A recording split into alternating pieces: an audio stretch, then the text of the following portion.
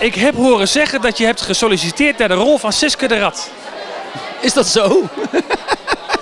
Ligt dat aan mijn pak? Ik heb niemand in zulk outfit zien lopen dus. Ik denk dat het wel bijzonder is.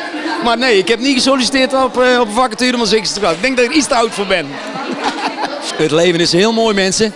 Jawel, en het blijft mooi. Hij doet het nog hartstikke goed. Hij stond volgens mij, ik heb net nog met Nico staan te brainstormen over hoe lang dat hij wel op nummer 2 stond. Volgens mij een week of 4, 5.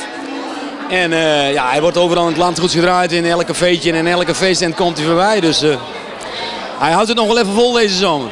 Wat maakt het leven voor René Schuurman zo leuk? Ik denk die diversiteit. De optredens zijn, ja... Soms heb je een optreden waar 30.000 mensen staan. En ooit heb je een optreden bij Tante Mien. Want die wordt 50. En dan staan we met 20 personen. En ik denk dat die diversiteit het wel erg leuk maakt. Ja, het is elke keer weer verrassend waar ik terecht kom. Elk weekend weer. En het is gewoon heel erg leuk om te doen.